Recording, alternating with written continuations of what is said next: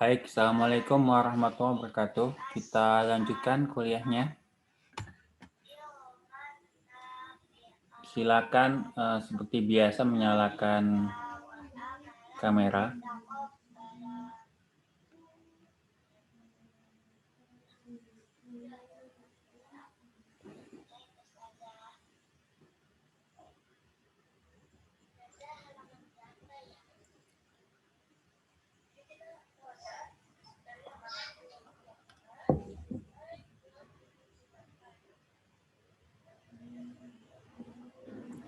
Oke.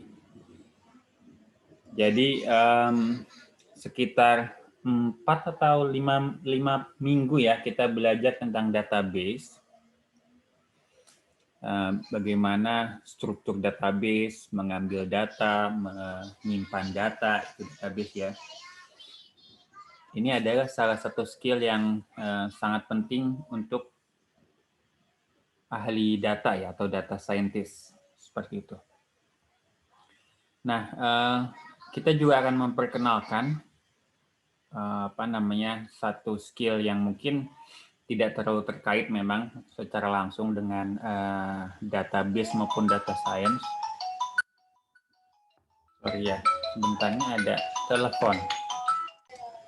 Oke, barusan ada mahasiswa telepon, saya bingung. Kok mahasiswa telepon ya? Pakai nomor HP lagi. GSM gitu, bukan biasanya kan ngirit mahasiswa ini. Mungkin dia kelebihan pulsa kali. Oke, jadi beberapa minggu kita sudah belajar database ya. Nah, kita akan belajar mengolah dan menampilkan data itu di setelah UTS. Tapi untuk mungkin 2 pertemuan ini kita akan bahas juga bagaimana mengkoneksikan database ke website ya.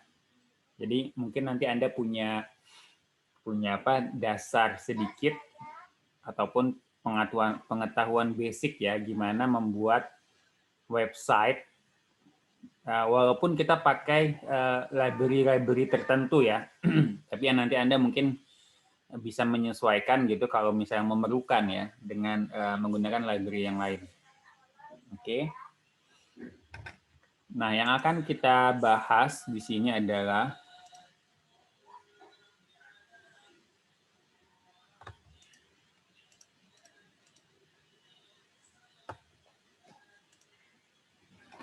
sebagaimana Anda mungkin bisa lihat di sini ya, kita sudah letakkan bahan-bahannya di emas ya. Dia ada beberapa konsep di sini, RESTful, client server. Kemudian kita menggunakan library Flask ya, Flask. Nah, ini tutorial yang menurut saya sangat bagus tutorialnya. Nah, tutorialnya berseri mungkin sekitar 20 seri. Nah, ini saya download 5 seri pertama gitu ya. Anda bisa klik juga ini kalau misalnya mau lihat langsung ke websitenya atau Anda juga bisa lihat di PDF yang sudah kita masukkan ke sini ya. Oke.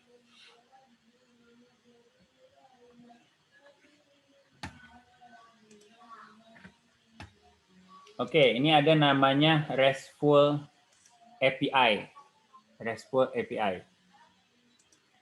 Jadi ini lebih ke arah bagaimana kita mengembangkan sistem informasi atau website ya. Ini nanti akan kita bahas tuh sangat basic sekali, jadi nggak akan terlalu fancy gitu ya, enggak. Tapi Anda akan belajar kerangka dasarnya, kerangka kayak ya tiang-tiangnya, pondasi gitu ya, yang Anda akan bisa lihat seperti ini loh ininya gitu ya. Nah, kenapa kita coba bahas ini? Karena nanti ada hubungannya ketika Anda akan mendesain misalnya UX, ya, user interface. User interface mungkin juga bagian dari data science, karena perlu visualization. Nah, visualization-nya ditempel di website misalnya. Nah, ini website-nya perlu belajar. Begitu juga nanti kalau misalnya kita mengerjakan mendesain, merancang sistem informasi ya, ini mungkin menjadi tambahan skill yang bisa membantu dalam mengembangkan sistem informasi. Seperti itu. Oke.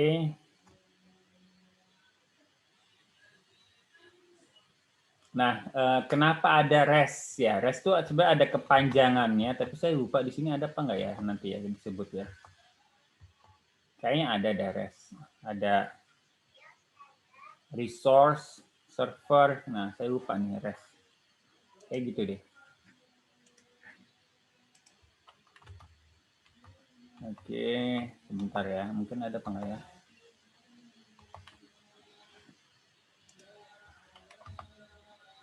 Oke. Biasanya kita mengakses database itu dengan dalam komputer yang sama ya saat ini. Saat ini kita mengakses database pada komputer yang sama. Tapi kekuatan database itu dia bisa diakses melalui jaringan internet ya ataupun jaringan komputer. Nah, ini kekuatannya dan juga kekuatannya adalah beberapa user itu bisa mengakses database yang sama secara bersamaan, konkuren ya. Konkurensi. Itu kekuatannya. Sehingga kalau kita menggunakan database untuk menyimpan data di komputer kita, sebenarnya itu buang mubazir ya, buang-buang resource. Ya. Nah, sehingga sebenarnya kita ingin gimana caranya mengakses data itu dari komputer lain. Ya, seperti saya contohkan berkali-kali kalau kita punya website gitu ya. Website itu sebenarnya kita mengakses website dan websitenya itu mengakses database gitu ya. Dan beberapa orang mengakses website yang sama. Jadi entah Instagram, entah Facebook, entah Google, entah WordPress, entah emas juga termasuk gitu ya, entah TikTok gitu ya. Nah, ini ada cara yang sangat sudah terstruktur ya, memisahkan antara konsep memisahkan antara database, server, dan user. Gitu ya. Nah, kita sebut REST itu. Ini ceritanya ya. Ini tahun dulu itu Java karena awal-awal juga mulai website juga mulai besar ya. Ada SOAP, service kalau nggak salah, saya lupa kepanjangannya. Oke, nah baru ada HTML. HTML itu kayak bahasa untuk website lah, bahasa website. Kalau misalnya kita di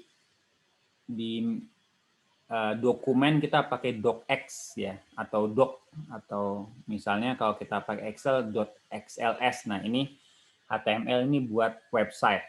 Biasanya bahasanya bahasa HTML. Ada CSS. CSS ini buat membuat format. Jadi ada konten, ada format. Format itu maksudnya apa ya? Kalau kita di Microsoft Word misalnya ada bold, ada italics gitu ya, ada header, ada judul gitu ya, itu stylenya. Kemudian ini perkembangannya ada WiFi, lalu ada pengembangan RESTful API. Jadi nanti dia akan memisahkan antara server, kemudian beberapa konsep berikutnya. Coba kita lihat ya. Oke, ini dia. Ini RESTful Representational State Transfer. Ya. Jadi website-website yang kita akses ya di apps di iPhone, di di Android, kemudian juga website lain emas gitu, dia dibangun berdasarkan konsep ini. Ya. Ini ada namanya client server. Gitu ya. Ada yang bertindak sebagai client, ada yang bertindak sebagai server. Jadi bedanya adalah client itu kan pengguna ya, server itu dia penyedia layanan. Ya. Sebagai pengguna kadang kita buka misalnya Instagram pagi-pagi, kadang siang, kadang sore kita buka seperti itu ya, sebagai client. client. Nanti server itu yang memberikan layanan harus selalu aktif, selalu siap sedia gitu ya untuk memberikan layanan untuk client server. Lalu stateless. Nah, nanti di sini sebenarnya ada penjelasan. Oke, mungkin saya sebentar aja di sini. Client server, stateless, cacheable, uniform interface, layered, code and demand. Ya. Coba kita lihat sedikit stateless. Jadi dia tidak mengingat state sebenarnya ya. Dia tidak mengingat state. Tidak mengingat Anda siapa sebenarnya. Sebenarnya seperti itu. Cache, ini cache ada hubungannya dengan dibuat kayak buffer gitu ya. Cache to buffer mungkin. Interface-nya uniform. Kemudian layer, kita bisa tumpuk gitu. Layanannya ditumpuk. Lalu code on demand. Oke. Ini adalah prinsip REST ya. Coba kita pergi satu-satu, jelaskan. Client server to system. Ini server run all the time, listen for request, client talk to server. Kayak gitu ya.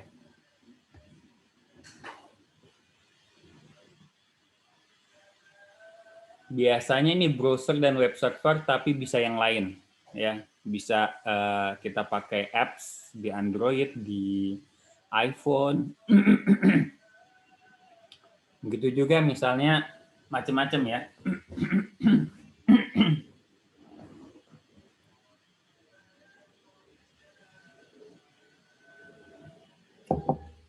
Saya nggak tahu nih apakah benar-benar client server apa nggak ya. Saya punya dua keadaan seperti ini ya. Ada dua orang yang saling berhubungan. Jadi A dan B misalnya, A dan B. Kalau misalnya A menanyakan ke B, "Woi, lu lagi ngapain?" misalnya gitu. Atau lagi ngapain? "Hey B, lagi ngapain?" Nanti B jawab lagi apa? Misalnya lagi baca gitu ya. Jadi B itu harus selalu siap sedia. Tapi kalau kenapa saya bilang harus selalu siap sedia? Karena kalau misalnya B-nya nggak menjawab, nanti A-nya marah. Kok lama banget jawabnya gitu. Tapi kalau kita balik, si B nanyain A, A lagi ngapain? Si A-nya santai aja dia. Ya, dia A-nya santai aja. Soalnya kalaupun dijawab nggak ngaruh. Soalnya B nggak bisa marah ke A. Gitu. Lo pernah dengar nggak kayak gini ya? Keadaan kayak gini Rangga? A dan B. Ini kayak hubungan apa ya?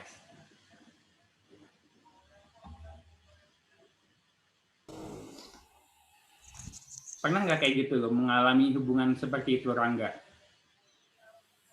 Saya sendiri nggak tahu pernah, maksudnya kayak nggak tahu yang saya alamin tuh mirip kayak gini apa enggak sih, Pak?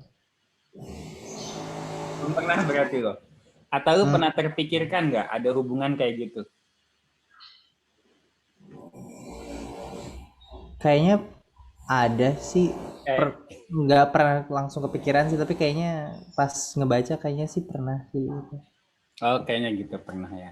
Coba Alicia, itu bener nggak hubungan kayak gitu client server bener nggak ya Alicia? Maksudnya bener apa enggak? Menurut lu itu mirip nggak dengan client server?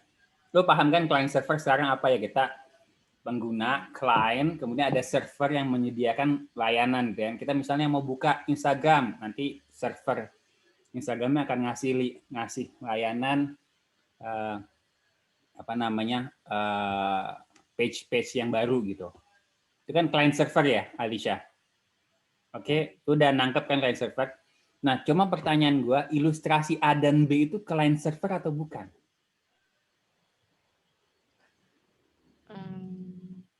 Iya mungkin Pak. Iya. Gue kayaknya apa namanya nggak tahu. Kayaknya gue malu-malu nih untuk menjawab ya. Client server, oke. Oke ya, kita lanjut. Tadi ada konsep client server, ada konsep lagi statelessness ya, statelessness. Jadi sebenarnya kita itu asal kita punya loginnya ya, login buat Instagram, login buat Gmail, kita buat apa gitu ya, kita bisa connect ke server tersebut. Mau misalnya saya di HP saya, di komputer saya, di HP teman, kalau misalnya, oh, ini saya lagi mati nih baterainya, pinjam HP teman bentar mau ngecek Gmail, itu bisa. Buat ngecek WhatsApp ya, WhatsApp mungkin dia dikunci ya kalau WhatsApp. Tapi biasanya dia bisa dipakai di mana aja gitu. Karena sebenarnya si servernya tidak atau si kliennya itu tidak harus menyimpan data dan servernya juga tidak menyimpan state ya. Lu lagi ngapain dia nggak nyimpan. Dia sebenarnya dia nyimpan tapi nyimpan yang cookies yang minggu lalu kita bahas ya, cookies ataupun session gitu. Nah, jadi kalau misalnya ada client request, dia akan coba cek ya. Dia akan coba cek, kemudian dia login seperti biasa, gitu kan? Oke, kemudian kita kasih session. Nah, si database yang menyimpan nama kita itu biasanya di luar dari servernya ya. Jadi database itu layer setelah servernya gitu. Oke. Jadi servernya itu sebenarnya tidak menyimpan data, sebaiknya seperti itu. Jadi kita pisahin server, nanti web servernya dengan datanya, dengan database-nya kita pisahin. Seperti itu.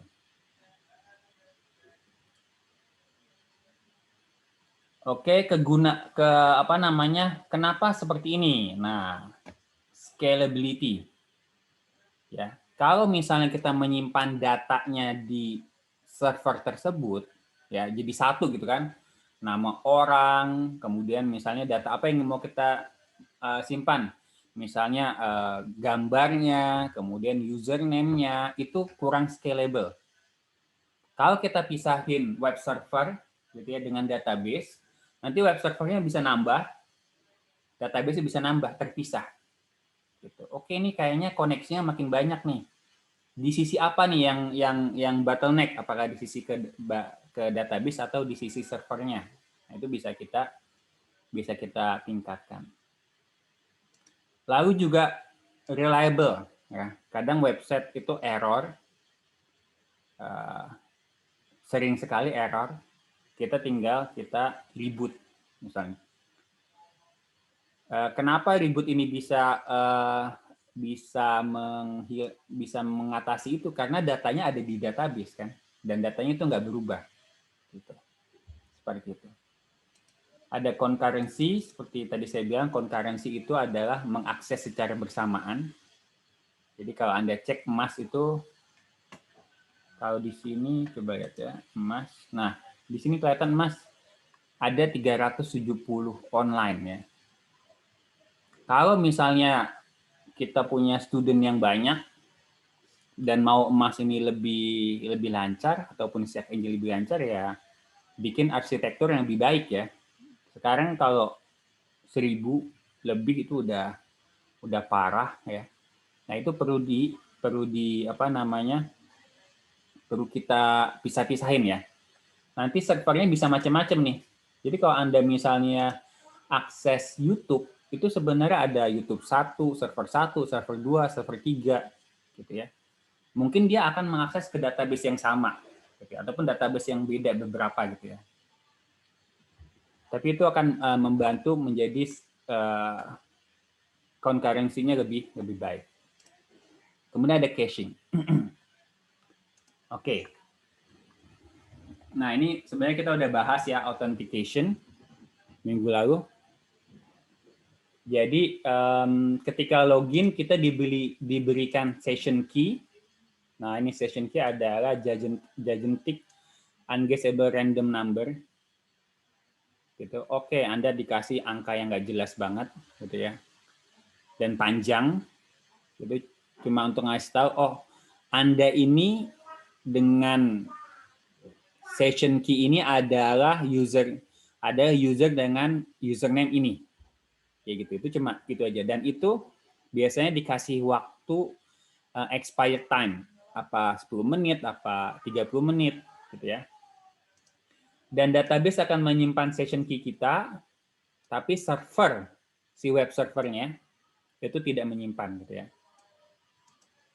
Ketika Anda akses halaman berikutnya itu Anda akan diminta harus menyediakan session key. Oh, saya ini orang yang tadi loh, yang udah login loh. Nah, kayak gitu ya. Kemudian nanti ketika Anda akses baru, si server ngecek nih, oh session key Anda ini masih aktif atau enggak, udah login atau belum. Baru Anda akan bisa mengakses yang lain ya.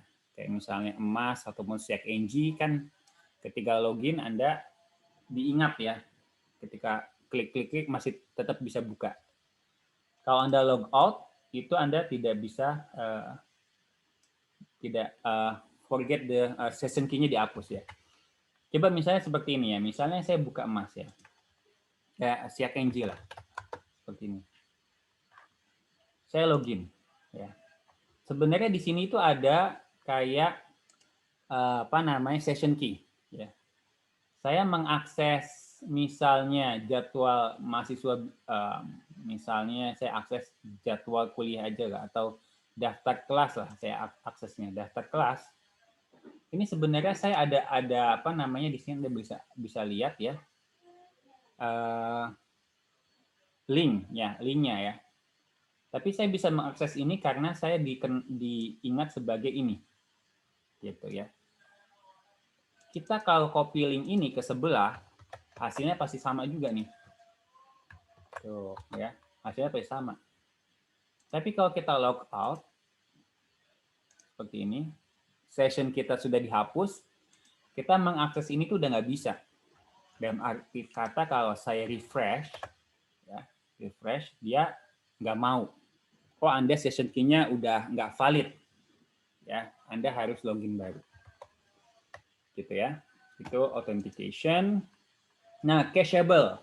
Nah, cacheable itu adalah sesuatu yang teknologi bantuan ya, karena misalnya ada beberapa data yang diakses sama oleh orang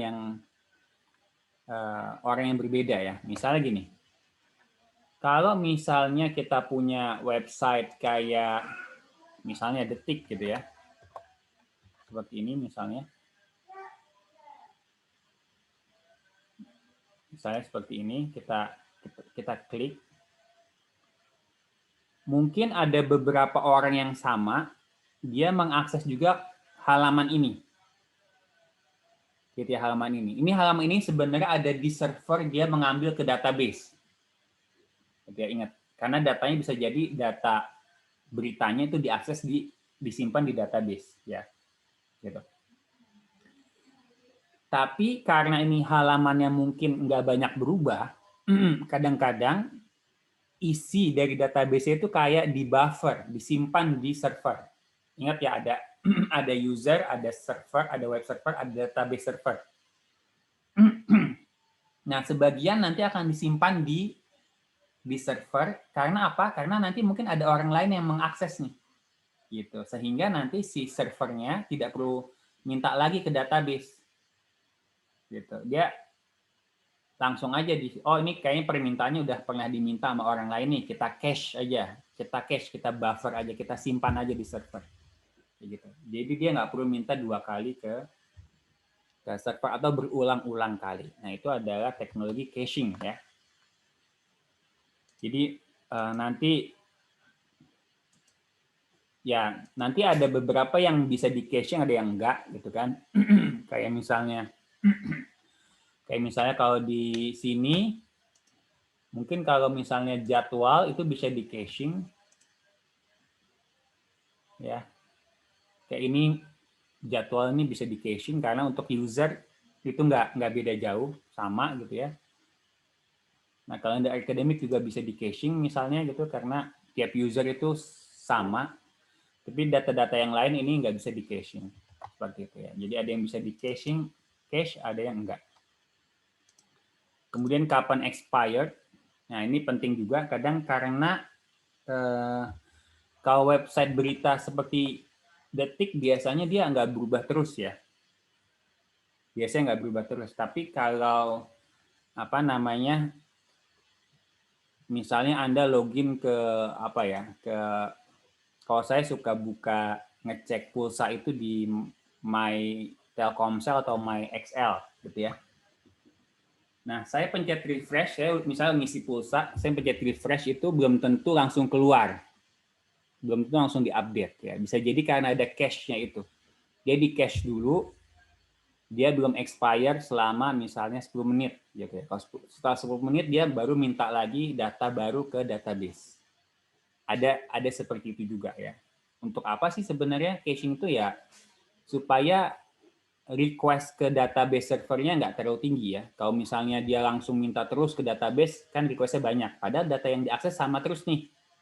Gitu ya. Jadi mungkin dia bisa mengurangi lebih dari setengah request kalau datanya bisa di cache. Oke. Mudah-mudahan Anda paham cache itu apa ya. Jadi kita ulang lagi, ada client server, stateless, cacheable, sama uniform interface sudah jelas ya. Jadi Anda akses di iPhone, Anda akses di Android, gitu ya, di website, itu interface-nya sama. Karena biasanya pakai website itu metodenya udah diseragamkan, ya, metodenya udah diseragamkan. Nah, ini kalau HTTP pakai get, put, post, delete, patch ya. Jadi ini adalah metode-metode di website, get, put, post, delete, patch ya. Get ini ngambil data, post juga, tapi nanti dia kirim data.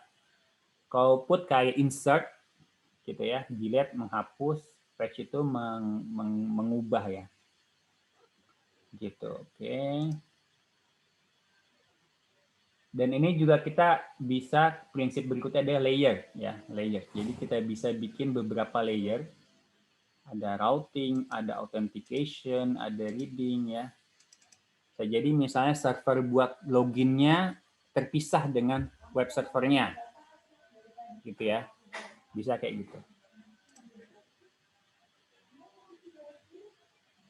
Oke.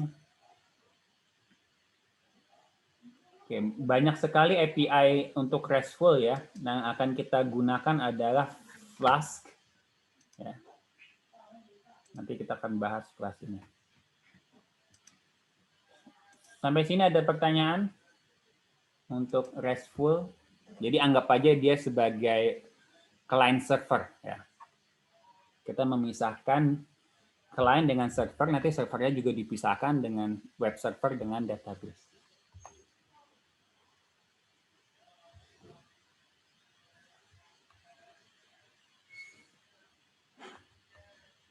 Nggak ada pertanyaan? Oke. Oke ya.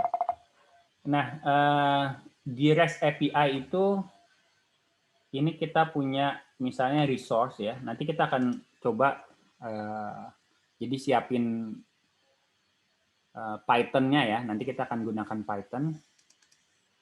Ini kita ada resource. Misalnya nanti kita, karena kita pakai komputer sendiri, nanti resource-nya ya komputer sendiri pakai localhost seperti itu. Ya. Nah, kalau di sini misalnya contohnya ini kita pakai localhost. Localhost itu maksudnya server kita sendiri sebagai web server. Nanti kita akan coba. Lalu nanti ada ketika kita mengakses ya web server tersebut, ada hal-hal seperti ini nih. Jadi ada namanya request verb, ada request headers, ada body, ada response body, ada response status code, gitu ya. Nah, kita bisa ketika kita usernya, kliennya, kita bisa minta ke server post, put, delete, kayak gitu ya. Kemudian ada juga namanya request headers yang berisi biasanya authorization yang tadi ya, session key. Oh, Anda udah login atau belum nih? Nanti dilihat di request header. Ada request body-nya, karena kita kirim data misalnya. Tolong dong keluarin data misalnya gitu ya. Jadi kita bisa juga mengakses database lewat website ya nanti. tolong dong querying data misalnya pemain dari tahun 2000 sampai 2010. Nah, 2000 sampai 2010 itu akan kita masukkan sebagai data ketika kita mengakses server. Oke, ini request dari klien ya. Anda bisa request. Lalu ada response dari server, dia akan jawab. Gitu. Dia akan jawab. Jadi ada respons dari server, isinya maupun status code. Status code bisa apa? Misalnya error, nggak ada data kayak gitu ya. Ataupun oke, berhasil kayak gitu. Itu bisa dibaca juga. Coba kita tanya Faris Abdillah. Ya. Kalau kita kembali contoh hubungan A dan B, masih ingat gak tadi hubungan A dan B? Iya, ingat dikit Pak. Kayaknya enggan banget tadi ya mengambil contoh yang tadi kayaknya. Jawabnya kayak apa sih ini gitu.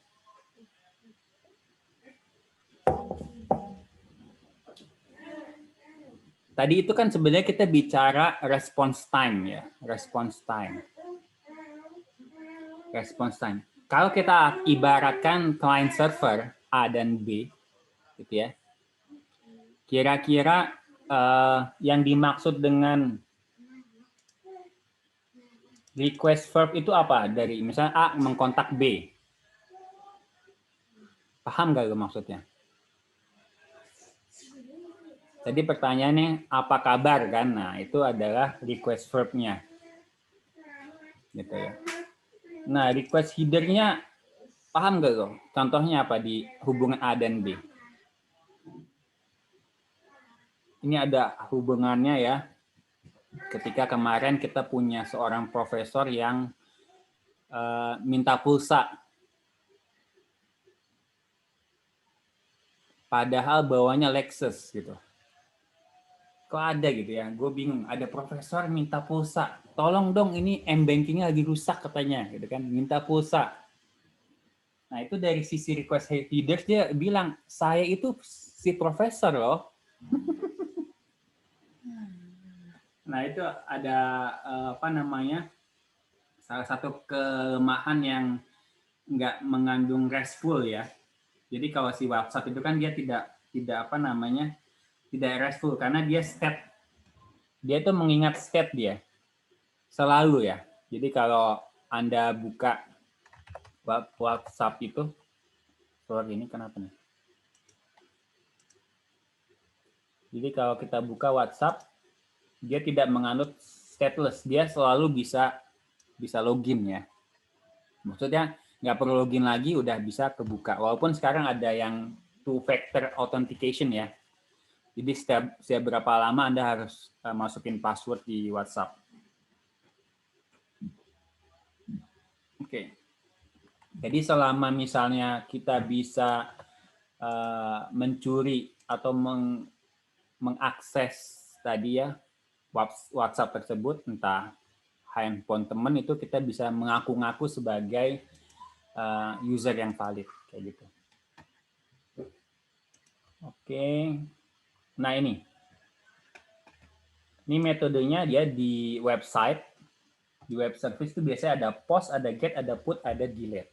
Ya. Post itu bisa misalnya contohnya ya, ini contoh untuk menambah new employee. Misalnya kita punya database tentang database employee, post bisa digunakan untuk mengirim data. Ya, mengirim data. Bisa apa lagi? Bisa untuk mengirim password, username. Pokoknya bisa mengirim data. Get itu bisa untuk meminta data. Gitu ya. Bisa juga kita spesifikkan, tolong dong employee yang baru masuk gitu, bisa juga kayak gitu. Oke, put buat update, delete untuk mendelete. Jadi bisa, jadi Anda mungkin paham nanti istilah post, get, put, sama delete gitu ya. Sebenarnya post sama get ini mirip-mirip tapi ada bedanya. Mirip ada bedanya. Kan mirip ada bedanya. Kalau mirip pasti ada bedanya kan. Kalau nggak ada bedanya sama. Nggak penting banget.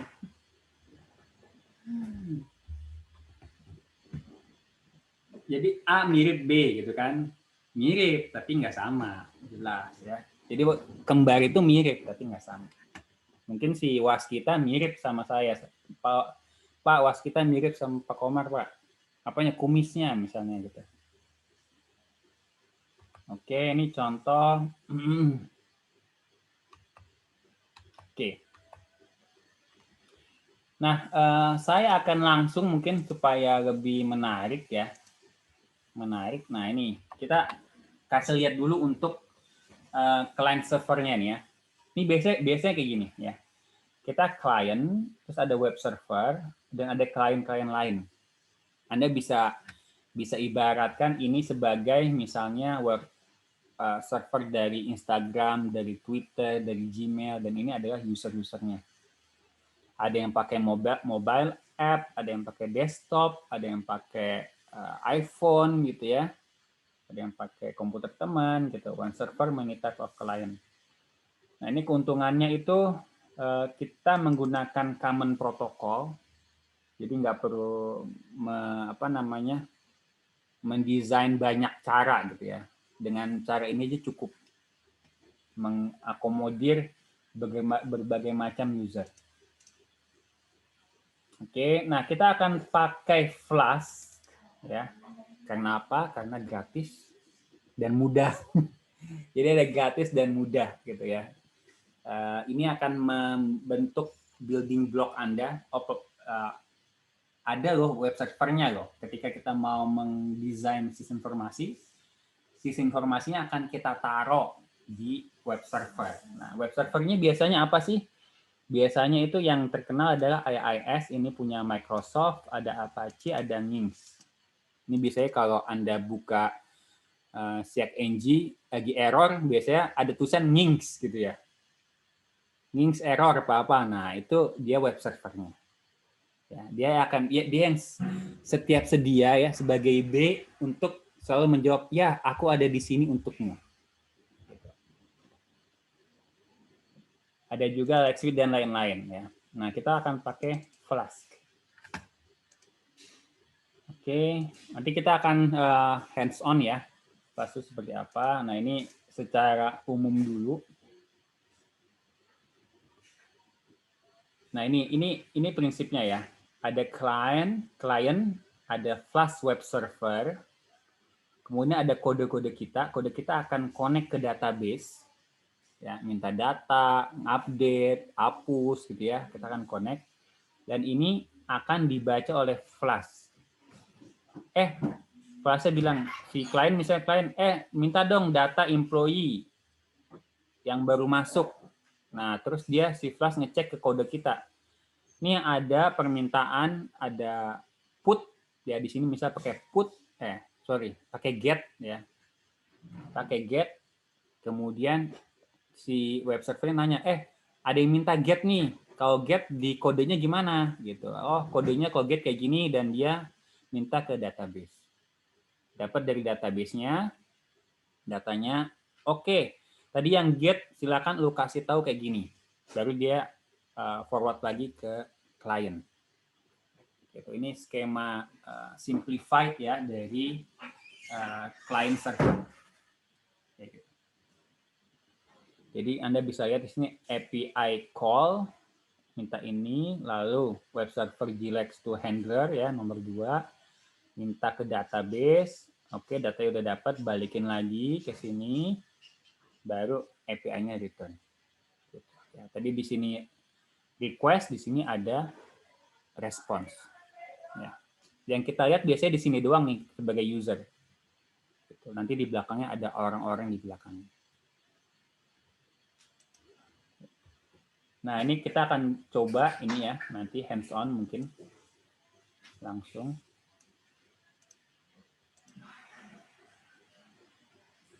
Oke.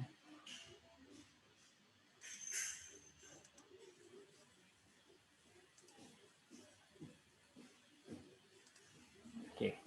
Sampai sini ada pertanyaan? Nggak ada? Kalau nggak Anda siapkan ini ingin Anda ya, apa namanya, comment prompt aja misalnya ya, kita di sini. Tapi kita break dulu 5 menit, seperti itu.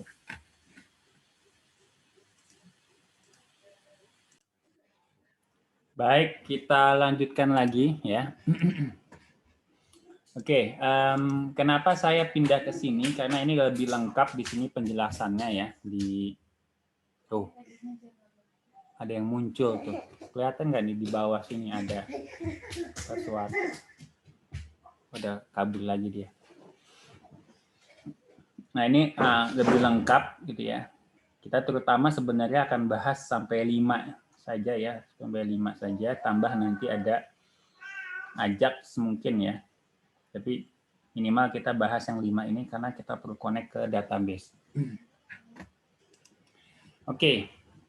Nah, silakan Anda coba buka ininya ya. Anda mungkin coba silakan cek where Python seperti ini. Pak, mau tanya Pak, kalau di MacBook itu bukanya apa sih Pak? Kliknya. Terminal. Oh, terminal, oke. Ya. Nah, ini.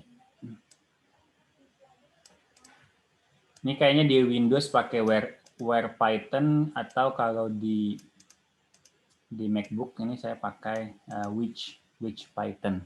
Oke, jadi pastikan Anda bisa mengakses Python di command prompt ya. Nah, ini saya adanya di users, Jolipu, OPT, Anaconda, banyak banget, panjang banget. Nah, pertama kita perlu bikin namanya ya. Ini Python pastikan udah diinstal. Saya rasa Anda semua sudah menginstall Python ya. Oke. Kemudian nanti kita akan pakai pip ya, pakai pip. Coba bisa nggak pakai pip?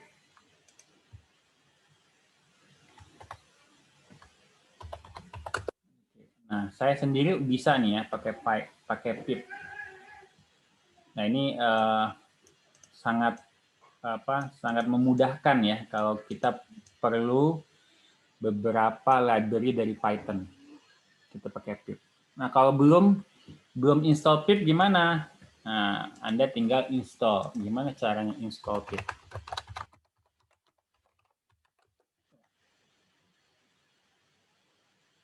Ini ada langkah-langkahnya ya.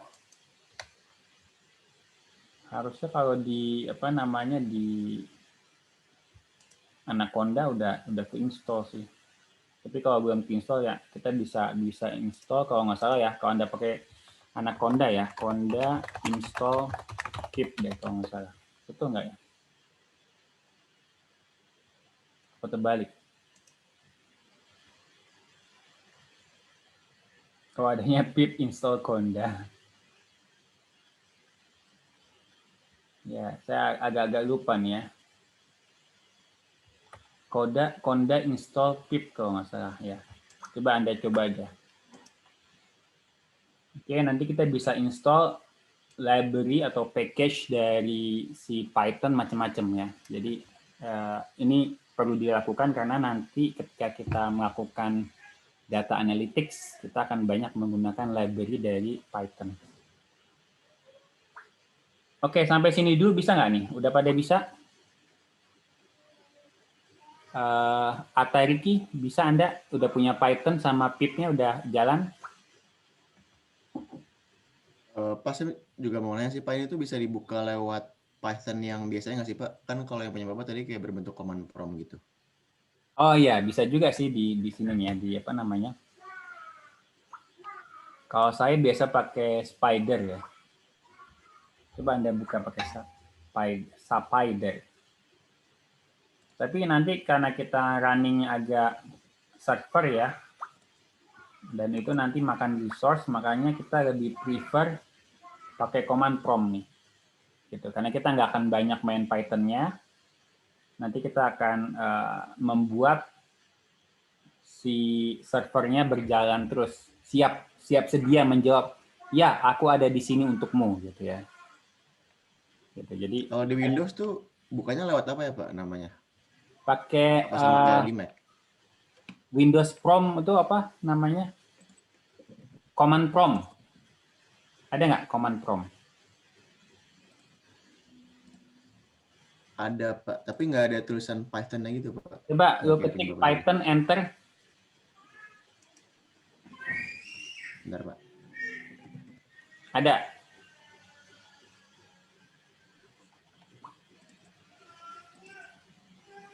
Nggak ada Pak, malah ngarahin buat download Python ke Microsoft Store kalau punya saya. Lu Anaconda udah install belum? Udah. Udah install ya. Kadang-kadang dia belum baca aja sih ya.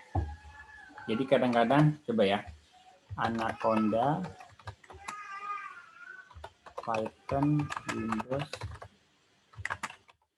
Command Prompt. Jadi kadang kita perlu ngasih tahu ya di apa namanya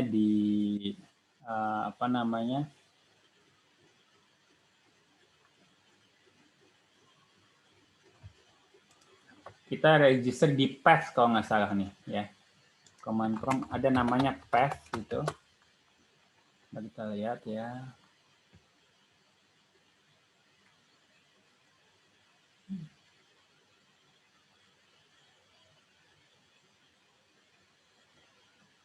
Nah, ini path environment variable. Nah, supaya bisa dibaca di apa namanya di command prompt itu kita perlu apa namanya?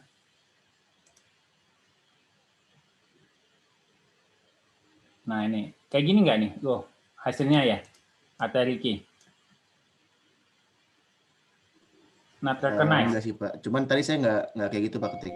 Bentar saya coba lihat. Saya kayak gitu, Pak. Itu kayak gitu. Nah, ini coba ya. Nah, kita cuma perlu set path environment variable ya.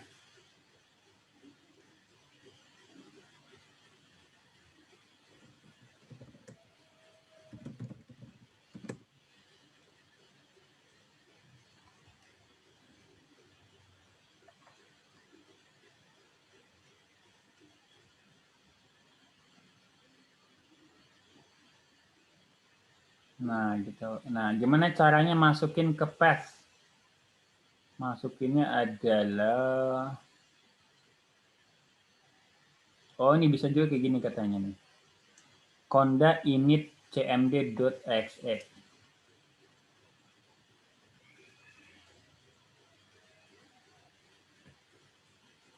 Kayaknya kemarin belum di ini ya.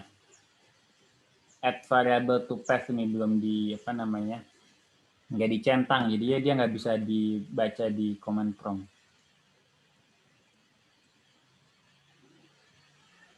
Ya, ini bisa macam-macam sini.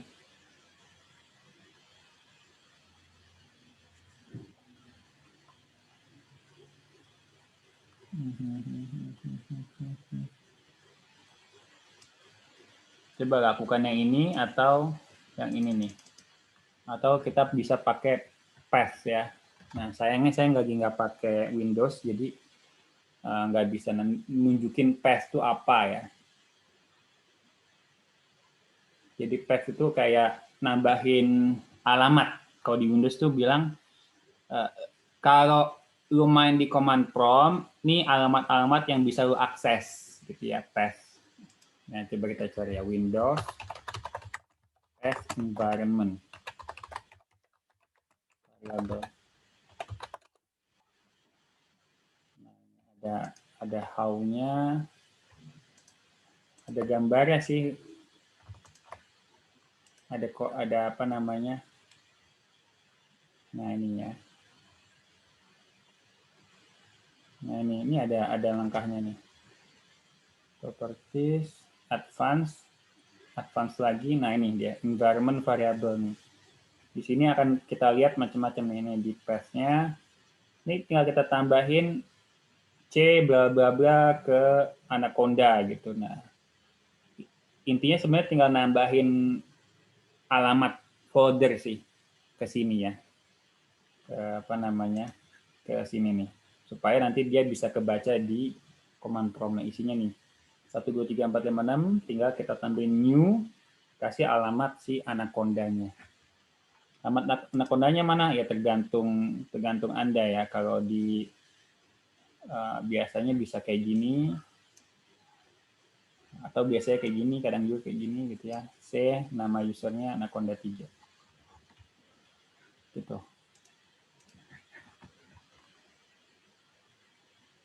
Oke. Jadi silakan Anda coba ya, mudah-mudahan bisa. Nah, saya sudah install, udah pip juga bisa. Saya lanjutkan di sini ya. Nah, kita akan membuat website namanya microblog. Terserah Anda namain ini apa, misalnya Komarblog, gitu, yang lain juga boleh ya. Mkdir ini maksudnya Make Directory ya. Kalau saya di Mac itu pakai mkdir, kayaknya saya lupa apakah di Windows juga Make Directory atau enggak. Tapi mungkin sebelumnya Anda bisa lihat kalau saya di Mac itu pakai pwd ya. pwd, coba ya. Kalau di Windows itu apa ya? Ini agak repot kayaknya, karena ada yang pakai.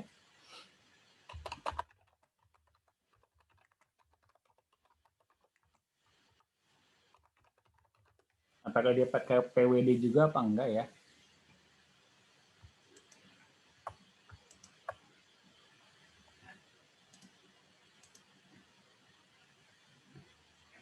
Oh, CD, copy, echo CD katanya. Apa nih?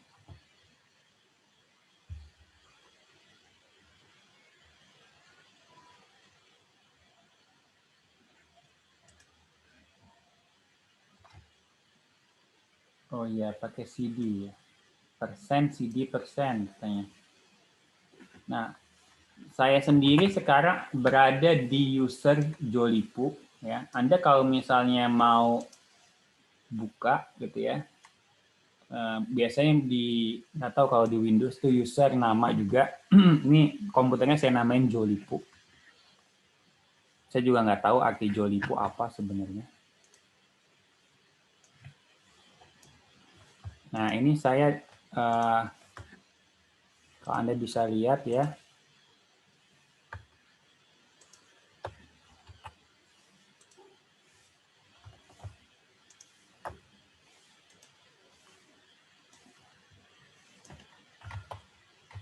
Ini apa namanya? Folder Jolipu saya isinya macam-macam, ada application, desktop, dokumen. Nah, ini microblog ada nih. Nah, mungkin saya hapus dulu microblognya ya. Saya hapus, jadi nanti saya akan make directory, mkdir ini make directory microblog. Seperti ini ya. Nah, nanti akan ada ini. Ini sebenarnya sama aja Anda klik kanan new folder ya, sama aja gitu ya. Anda mau bikin pakai command prompt, atau bikin di Windows Explorer atau di Finder, Mac Finder itu sama aja ya, Mac Directory. Lalu di sini saya masuk ke directory ini ya, karena saya sekarang ada di sini, saya masuk ke directory ini dengan CD, change directory. Nah kayak gini ya, CD change directory ke microblog. Jadi kalau saya tanya saya ada di mana, print working directory, itu ada di users Jolipu microblog gitu ya. Nah, kenapa kita bikin apa namanya suatu folder? Folder ini akan berisi server kita. Nah, server kita yang mana? Yang ini nih terutama ya. Akan berisi yang ini nih. Code kita itu ada di sini.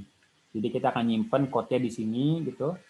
Nanti kita bisa punya beberapa website kan, ada website A, website B, website tentang blogging, website tentang apa namanya video, website tentang apa gitu ya, kuliner misalnya gitu ya. Jadi kita punya bisa beberapa website dan itu sebenarnya di komputer itu cuma beberapa folder berbeda.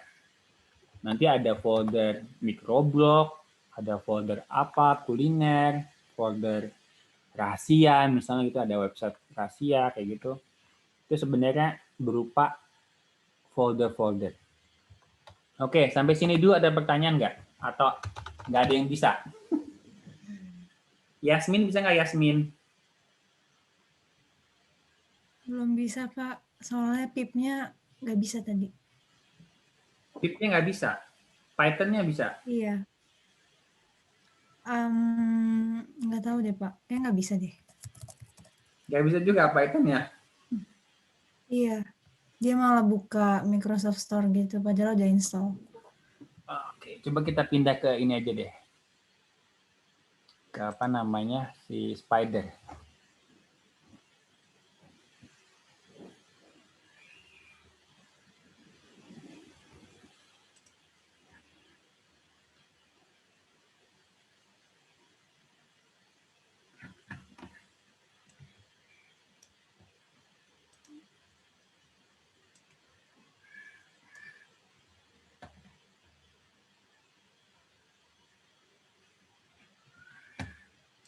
Spider-Man, Spider.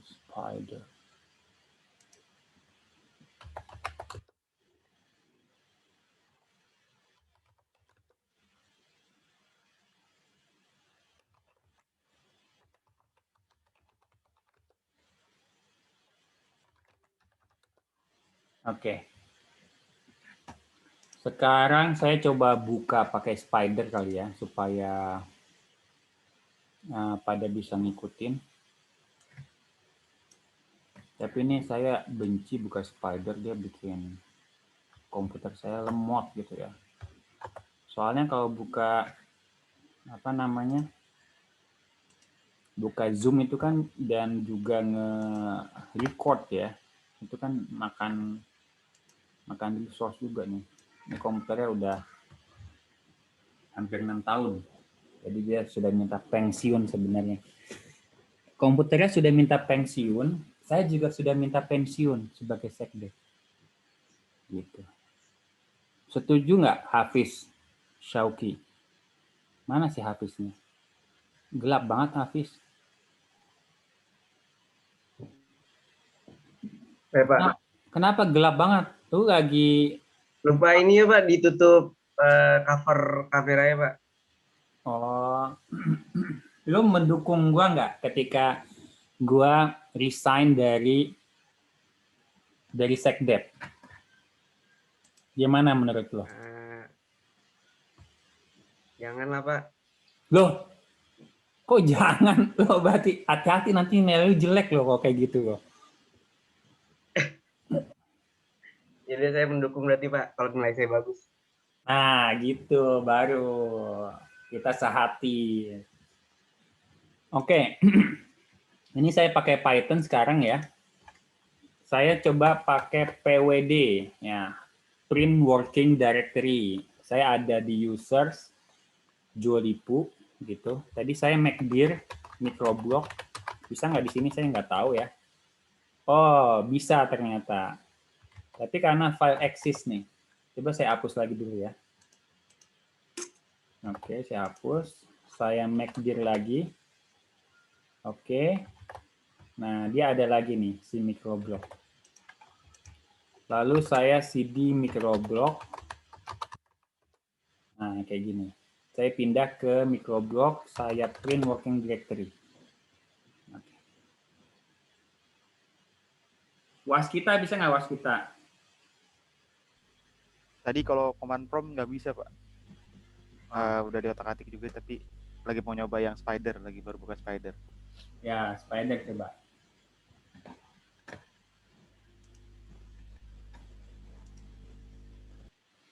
Oke, jadi kita sudah membuat folder microblog ya.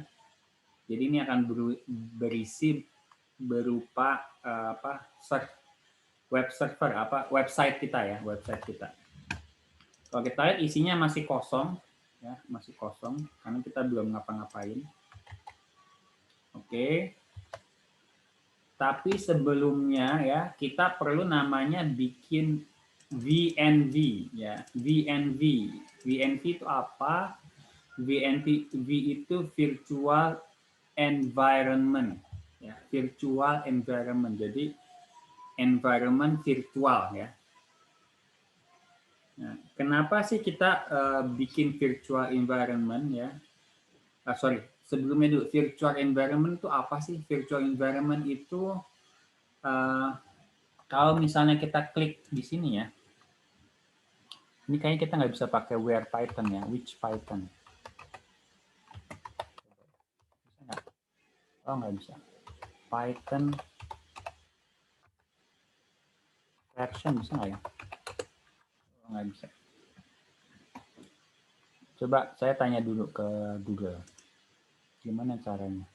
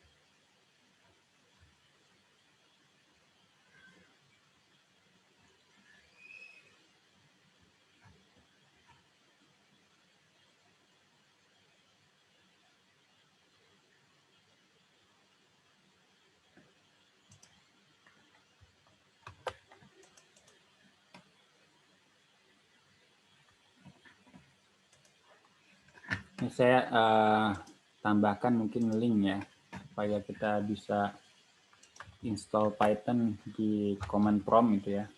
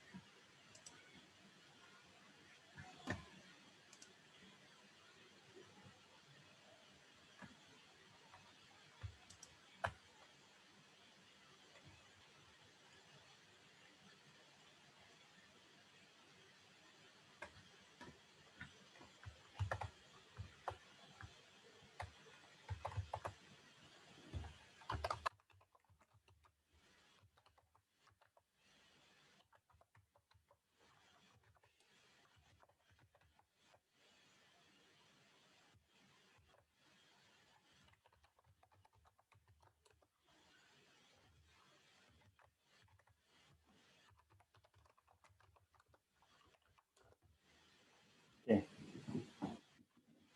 Jadi di sini katanya Python saya itu ada di ini ya, OPT Anaconda 3 bin Python ya. Setelah saya import system SJS ini, system.executable. Nah, sekarang kita ada di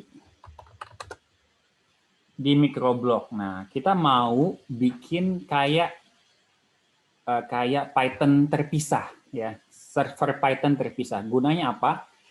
Supaya kalau saya mengupdate ini ya, mengupdate Python utama saya, Python di sini tuh nggak diupdate. Ya, kenapa? Karena kadang bahasa pemrograman itu tergantung dengan jenis Python yang kita install. Gitu.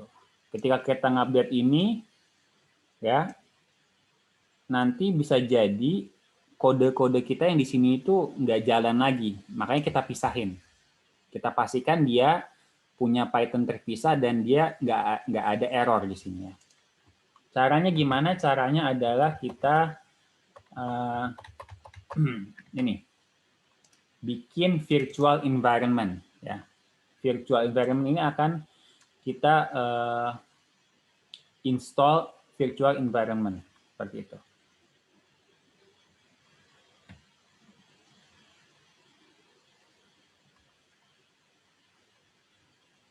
Oke, nah tapi ini di command prompt ini ya, bukan di command Python ya, agak beda, ini di command prompt. Oke, kita install coba ya. Gimana cara install? Pip bisa, mungkin pip bisa nggak ya? Pip install virtual environment. Nggak bisa.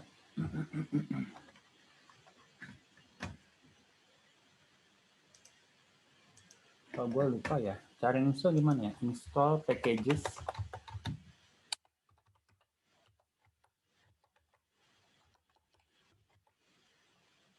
Coba kita tanya lagi si Google.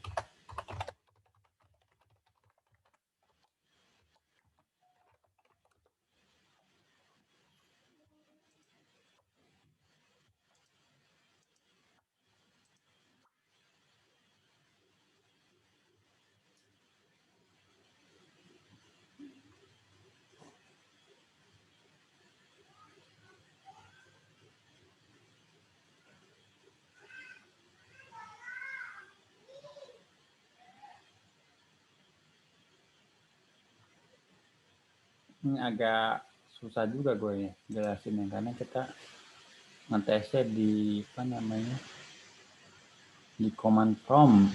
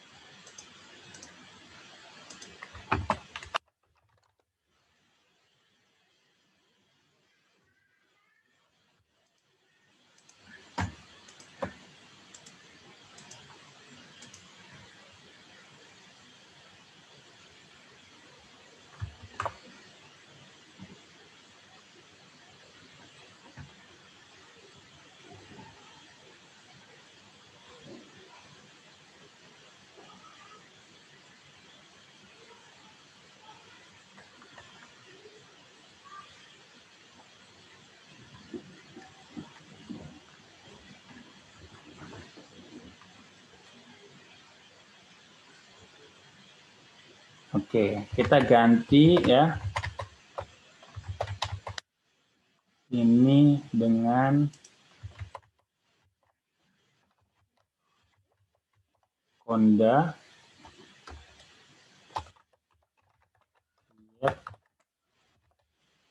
create VNV. Nah, coba kita lihat. Oh, nggak bisa.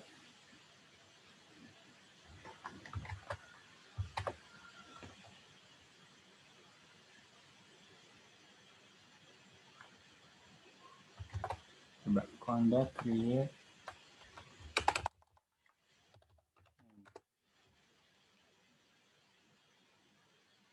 Oh, bisa nih kayak gini ternyata. Caranya adalah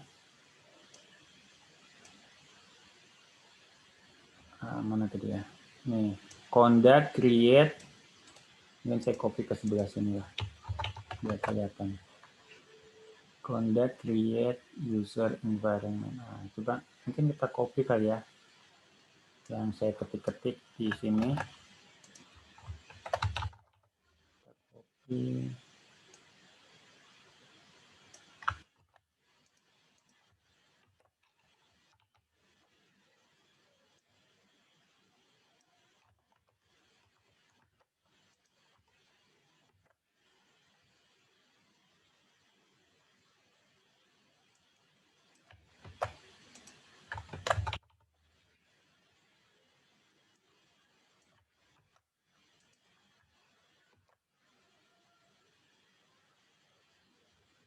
Oke, ini kita akan meng-create environment baru. Nah, kemudian kita jawab yes ya di sini. Kenapa nggak bisa? Ngambek dia. Nangis.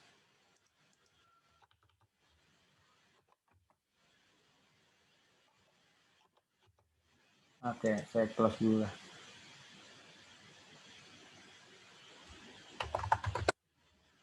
Oke, di sini kita conduct create environment.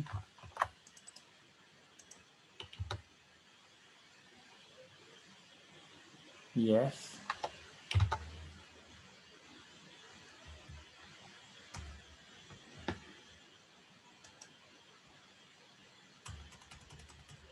Tapi nggak mau diketik nih. Kenapa ya dia?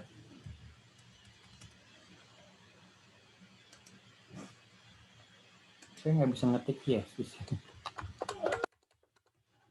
Saya juga Pak, udah nyampe situ nggak bisa diketik. Kenapa ya? Marah dia.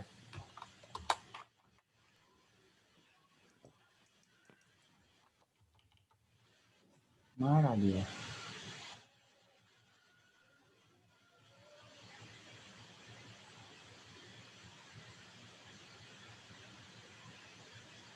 Lokasinya di sini lagi dia.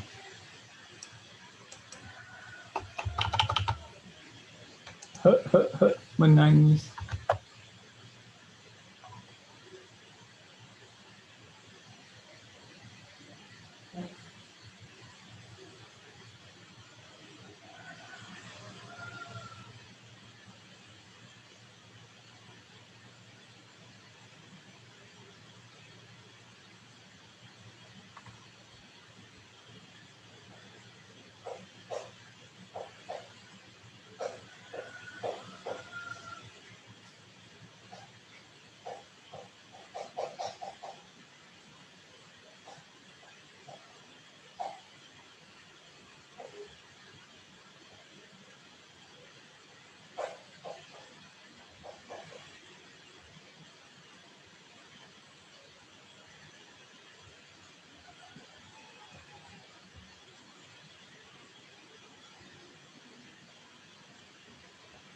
Oke.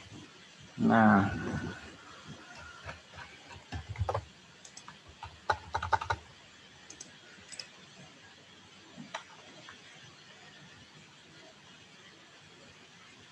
coba kita tes lagi ya.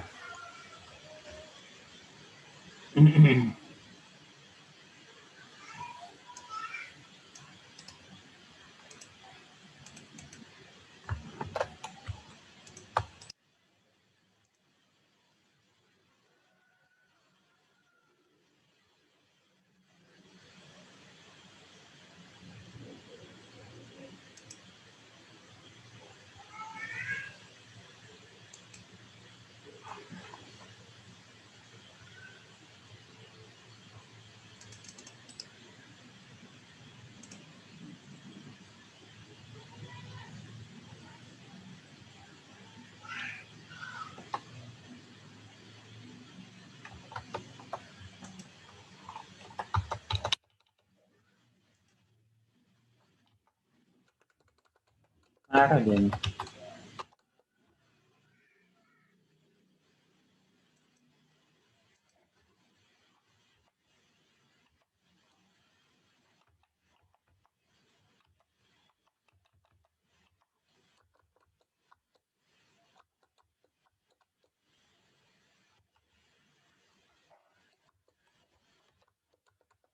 Ya, nggak mau dia. Mungkin ngambek kali. Atau kita perlu update dulu kali. Kondanya coba kita update dulu. Ini kalau terpaksa saya harus pindah ke command prompt lagi nih.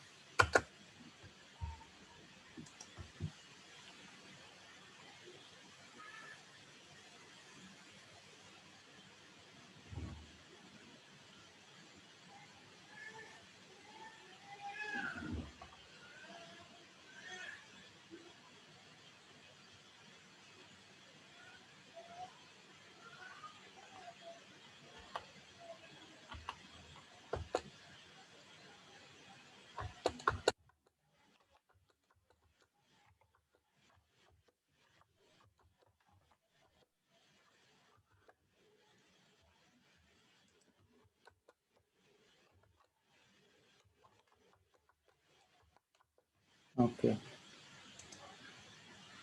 Tetap nggak bisa, saya izin berarti pindah ke sini ya. Balik ke sini.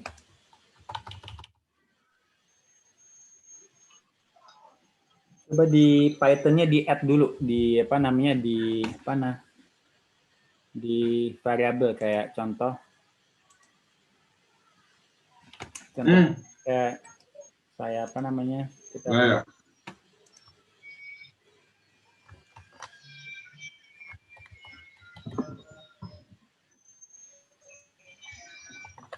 yang linknya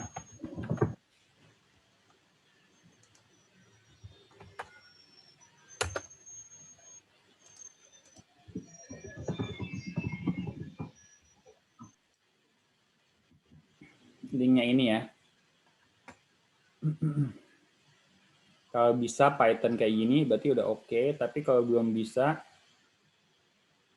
Anda cari Python di mana. Ini pakai Windows search bar ataupun find ya. Python.exe di mana Anda dapat di sini ininya programnya. Kita copy address as text. Lalu kita ke edit environment variable ya, control panel, edit system, edit, terus kita tambahin di path ini nih. Kita edit, tambahin new si Python alamat tadi yang kita copy data sama script. Gitu. Nah, harusnya nanti bisa nambahin Python kembali.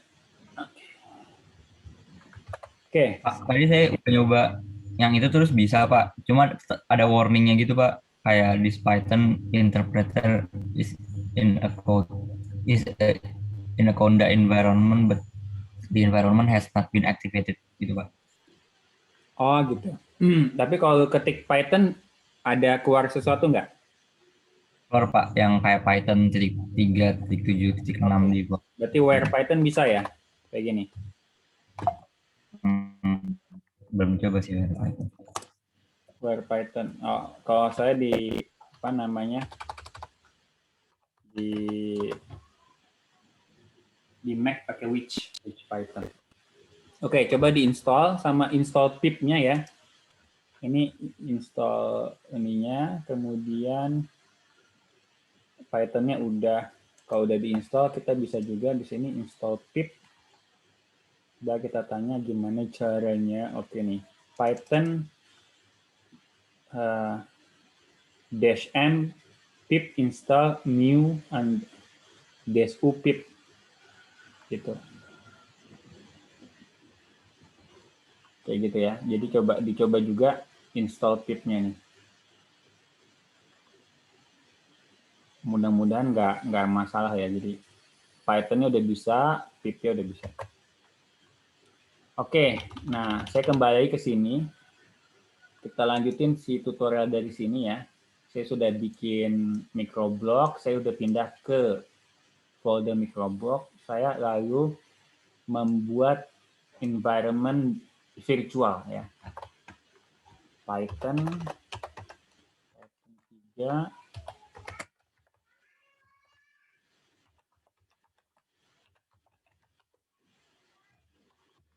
nggak boleh katanya.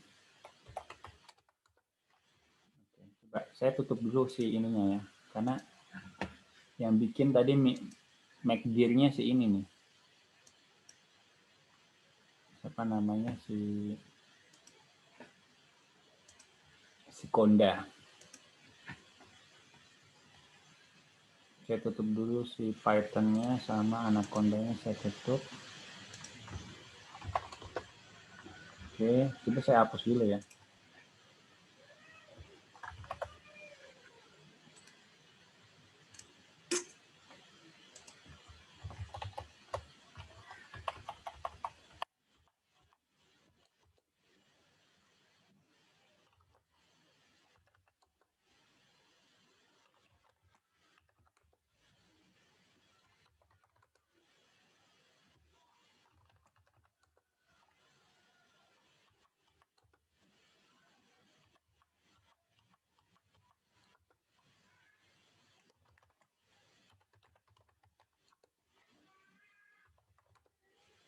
Oke, coba kita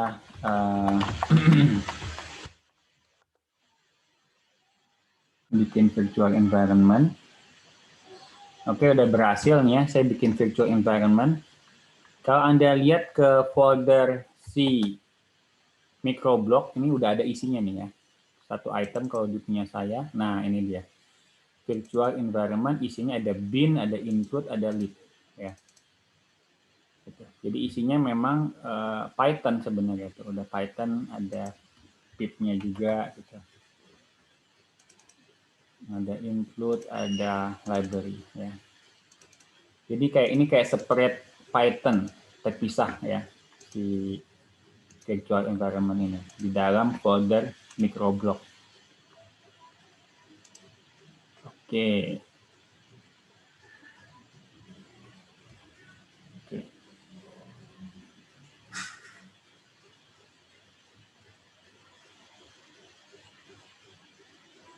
Lalu di sini kita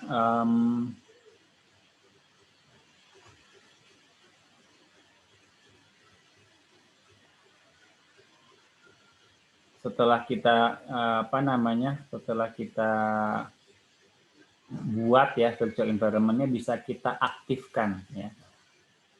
Source. Jadi kalau misalnya kita di sini masih tanya which Python,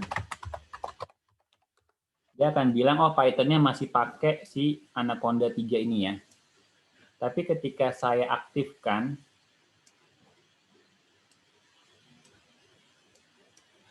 dengan ini source env bin activate ya.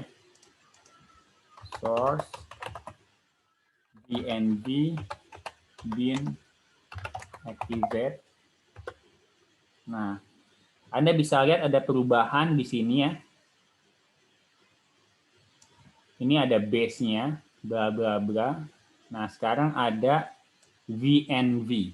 Ini kita tandanya sudah di virtual environment. Kalau saya tanya which Python,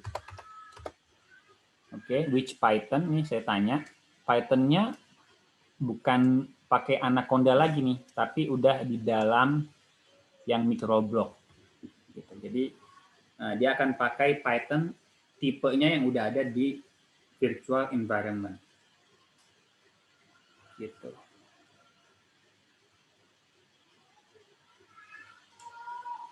Sampai sini bisa kira-kira?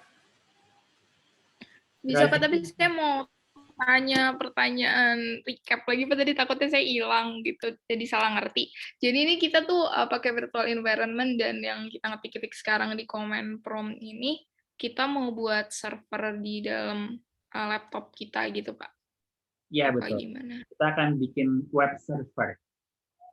Nanti servernya jalan, kita bisa akses lewat Internet Explorer, bisa Firefox, bisa Chrome. Gitu. Oh, oke. Thank you, Pak. Razikin, bisa nggak Razikin? Saya tuh baru ini Pak, masih installing Anaconda-nya, soalnya waktu itu laptop saya rusak, jadi saya belum install lagi Pak. Oke. Eloni, bisa nggak Eloni? Masih yang itu Pak, yang ngurusin yang environment variables-nya, soalnya dari itu belum bisa. Lu pakai Windows juga? Iya, Windows Pak. Belum bisa Python-nya di command prompt? Belum bisa. Udah masukin ke path variable belum? Ini baru mau masukin sih Pak, soalnya masih nyari juga lokasi Python.x-nya di mana. Oh gitu. Oke. Oke, nanti mungkin bisa dilihat, nanti dilanjutin ya. Ini saya akan ngasih lihat aja. Jadi sudah kita aktifkan ya Python-nya, sehingga kita bisa install Flask ya, Flask di dalam microblog ya. Ini adalah web servernya si Flask.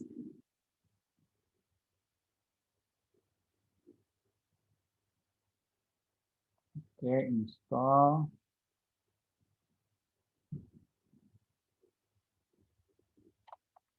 Sudah diinstall.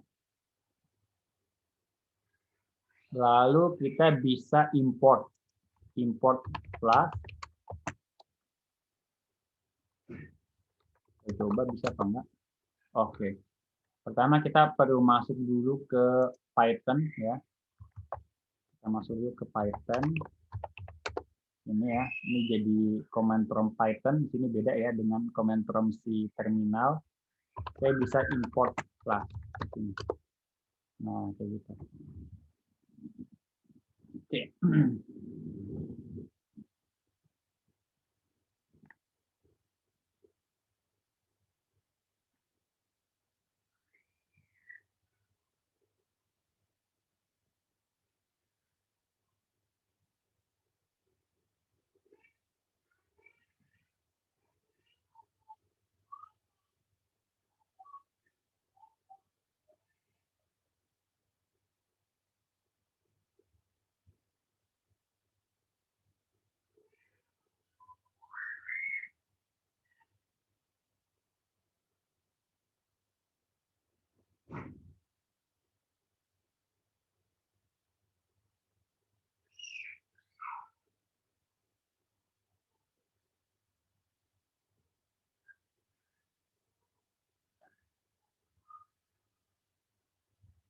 Oke, ya.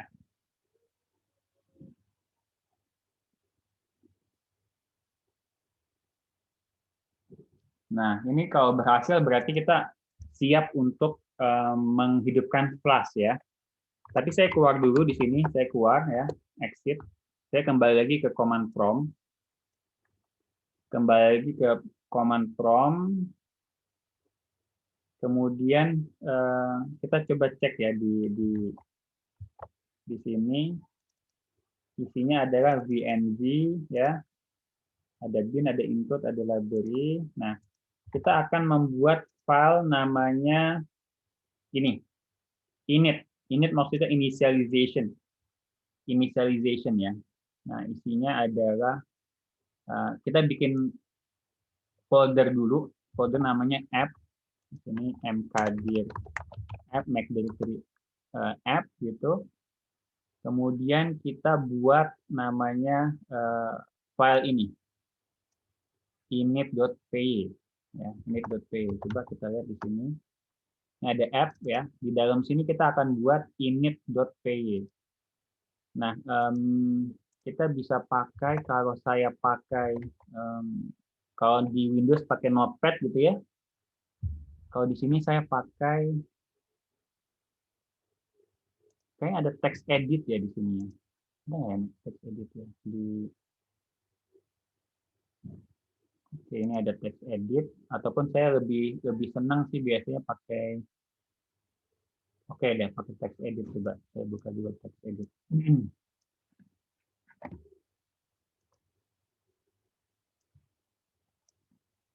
Mana text editnya?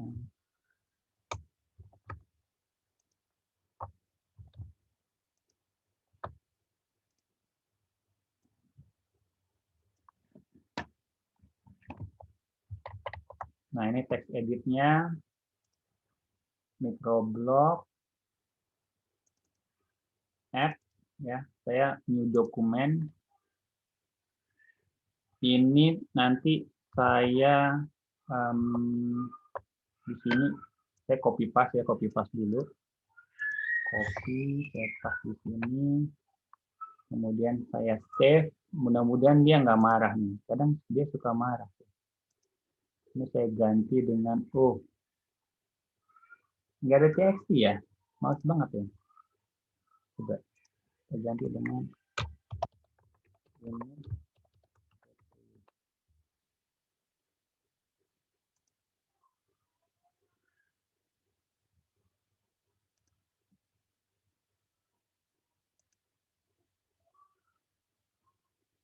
Oke, ternyata nggak bisa.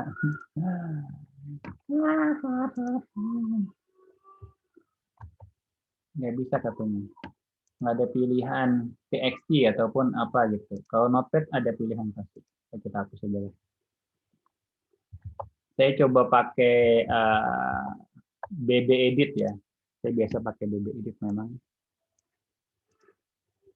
Anda bisa pakai Notepad kalau misalnya di Windows.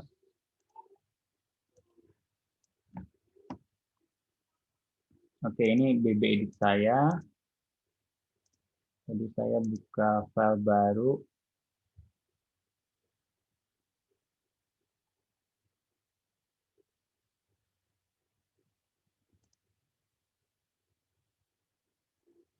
Oke, saya buka di microblog ya. Di app.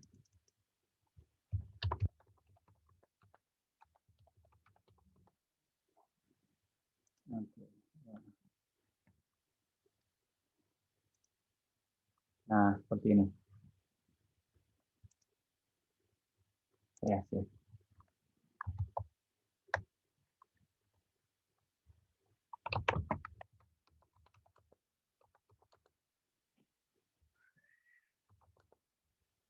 Oke. Jadi udah ada script Python isinya ini ya. From fast, import fast, from app, import route. Nah, ada route. Pak mau tanya, tadi kenapa Pak nggak bisa langsung diketik di situnya Pak? Di mana? Di command prompt-nya. Itu yang from flash import dan lain-lain. Yang mana ini? Di sini. Iya, kenapa nggak bisa langsung ketik Bisa di situ? pakai touch kalau nggak salah ya. Touch bla bla dot. Nah gitu. Bisa juga Anda kalau saya pakai di Mac OS tuh saya bikin file baru pakai touch ini, kemudian tinggal kita edit juga bisa pakai macam-macam nih, saya punya macam-macam. Gitu ya. Saya pakai BB edit misalnya. Nah, ya saya klik di sini. Gitu. Tapi kalau misalnya programmer, kita dilihat programmer diketawain gitu, kita pakai notepad atau apa, dia biasanya ngetiknya langsung di sini nih, pakai apa namanya. Sebenarnya bisa Pak langsung ngetik di situ gitu. Cuma takutnya nanti kalau salah ketik atau bla bla bla gitu Pak. Pakai nano apa ya? Nah ini pakai nano, males banget kan? Ngetiknya di sini nih, bla bla bla gitu di comment prompt. Gue sampai sekarang tuh suka lupa gitu, pakai nano tuh gimana. Jadi gue nggak apa namanya, banyak hidup gue tuh banyak yang lain gitu ya.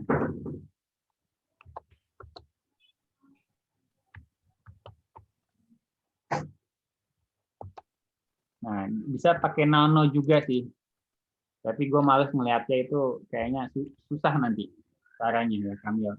Makanya pakai Oh, notepad. kalau nano maksudnya bisa ngetik yang tadi di notepad langsung di situ gitu Pak?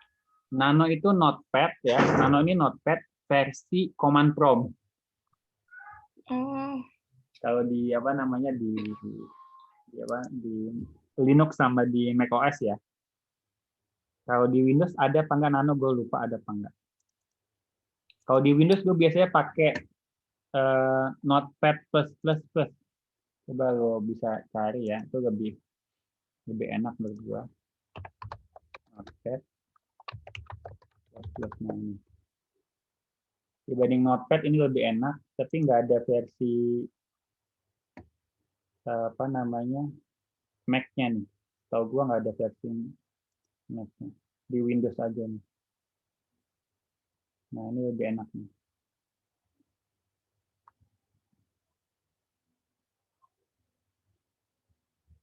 Gitu. Ya pokoknya intinya tinggal kita coding lah, coding. Kalau kita kan kemarin dimanjakan oleh Spider ya. Nah ini ternyata dunia tidak seindah Spider. Oke, ini saya copy ya ke init.py, dan satu lagi saya juga akan mengcopy namanya routes.py ya. Jadi saya nanti punya dua file. Misalnya saya pakai routes. Saya ada di app ya, routes.py. Saya nanti bisa edit. Nah, ini routes.py-nya pakai BB edit ya. Kemudian saya cuma copy ininya. Copy apa? Kodenya ya. Saya save. Nah, tadi ada import route. Nanti website kita itu kalau kita buka depannya, ya, dia akan ngasih tahu hello world. Hello world. Coba kita tambahin by kami ya. Kita tambahin. Oke, save. Nah, ini jadi web server pertama kita yang paling basic ya. Caranya gimana adalah kita run ya. Nah, ini harusnya ada kayak gini, kita ada initpy sama roadpy, microblock py, ada microblock py.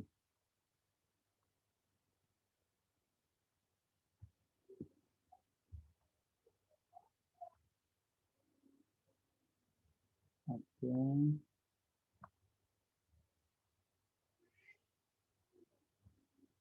Oke, kita belum ada microblock py ya. Oh, ada lagi satu lagi. From app import app. Nggak penting banget ini.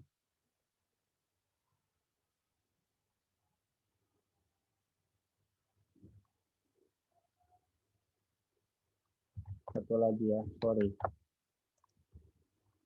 Karena sebenarnya nggak perlu serumit ini sih tadinya. Tadi tuh pakai BB Edit itu yang penting pokoknya buat naruh teks aja kan gitu, Pak? Iya, taruh teks aja. Maksudnya biar nanti langsung import langsung di command prompt-nya gitu. Langsung set of text-nya gitu. Di apa? Sorry. Jadi nanti maksudnya karena udah jadi file teks berbeda, nanti di command prompt-nya itu tinggal di import aja gitu, atau gimana, Pak? Supaya kita bisa edit di Notepad. Oh, oke. Nah, ini saya tambahin satu lagi filenya ya.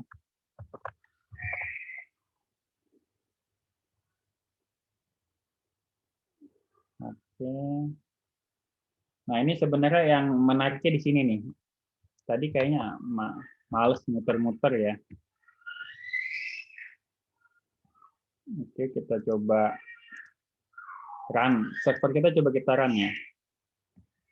Bisa apa enggak? Oke, kita export, kemudian kita run. Plus run. Nah, itu dia. Jadi, nanti server kita udah jalan di localhost, ini alamat localhost di port 5000. Coba kita buka di website ya. Di sini. Oke. Kelihatan nggak inian gua? Hello World by Kamil. Kelihatan, Pak. Kelihatan ya. Jadi kita masukin kodenya di sini. Jadi nanti banyak kode-kode Python karena kita udah bisa Python ya. Bisa macam-macam nih. Nanti bisa kita ngitung, bisa kita ngambil dari database. Jadi kita kode di Python di .py ini, py.py ini. Kita kode-kode data gimana SQL-nya, gimana cara nampilin HTML-nya gitu. Nanti kita kode gitu ya. Nanti kita akan buka di website ya. Jadi kembali lagi Anda bisa ingat yang kita lakukan adalah kita sedang mendesain ininya. Nanti user adalah akses ke Flash Web Server. Flash Web Server itu tanya ke kode Python kita. Nanti bisa connect ke database. Database-nya ngasih data, kita balikin lagi ke klien. Gimana? Cukup melelahkan ya? Karena banyak yang nggak bisa, mudah-mudahan Anda coba nyalain Python-nya dan coba juga yang tadi sudah kita lakukan di sini ya. Harusnya sih sederhana sih, tapi mungkin ada beberapa yang belum ini ya. Ini kita perlu masukin kali ya di Python, apakah sudah di pass atau enggak, sama install pip. Pak, saya mau nanya dong, Pak. Ya. Tadi kan saya udah masukin Python ke path-nya. Terus pas diinstal pip-nya tuh kayak ada error gitu, warning gitu Pak. Katanya pip is configured with location that require TLS atau SSL. However, the SSL module in Python is not available. Terus kayak ada warning banyak gitu. Oke. Tapi kalau ketik pip enter gimana? Pas diketik pip enter not recognized Kalau as an pip- internal or external command. Oh, berarti belum keinstall dong. Iya, jadi pas saya coba install yang pakai yang Python strip mpip install strip u pip itu, Iya. dia nggak bisa gitu, tulisannya pip butuh TLS atau SSL. Jadi berarti kita perlu install TSL dulu nih. Coba ya. Apa TSL, SSL? TSL, SSL. TLS, SSL. Ya.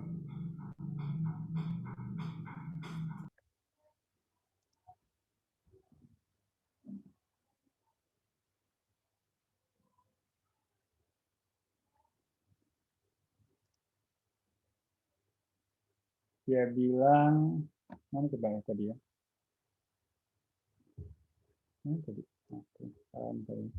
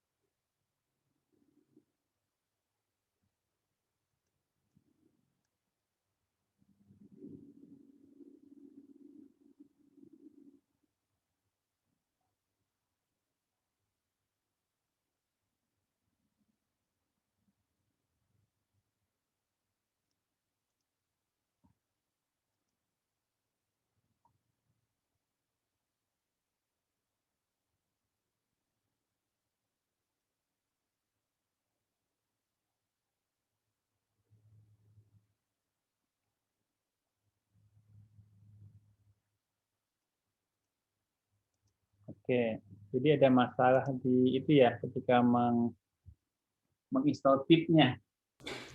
Iya, Pak. Dapat juga nggak bisa install pip di ini. Coba, how to install pip Windows.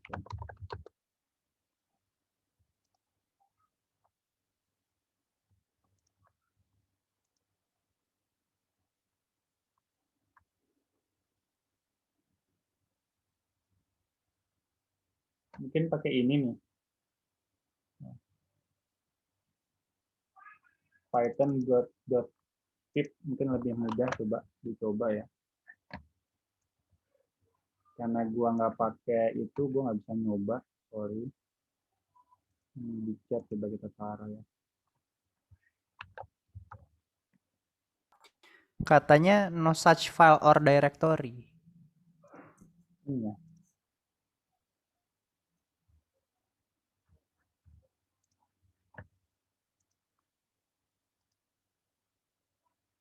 Ini di download dulu, get.pip-nya ini di download dulu. Save as dulu ya. Save as di mana Anda command prompt-nya. Lalu baru lakukan ini nih. python.getpip.pu. Jadi dia akan mengeksekusi ini. Gitu. Coba kita lihat isinya apa ya sebenarnya. Ramuannya apa nih, ramuan si getpip-nya.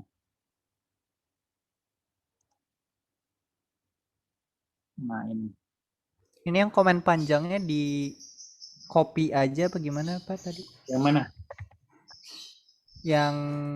Yang getpip.py-nya.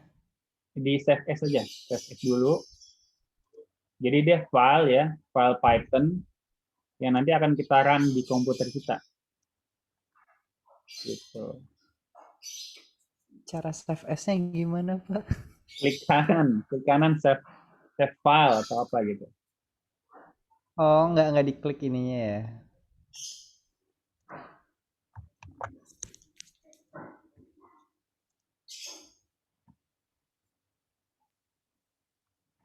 Ya.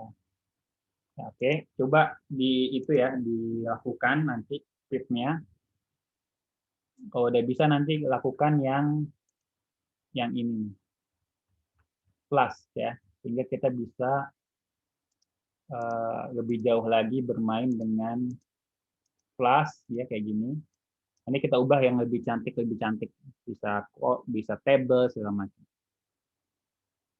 Oke, ini karena udah jam 10, mungkin ada yang kelas lagi. Kalau ada pertanyaan, coba Anda tanya lewat WhatsApp. Anda mungkin udah tahu nomor saya atau kayaknya di emas, gua belum naruh forum sih sebenarnya. Gitu, terima kasih ya atas perhatiannya. Sampai jumpa lagi. Assalamualaikum warahmatullahi wabarakatuh.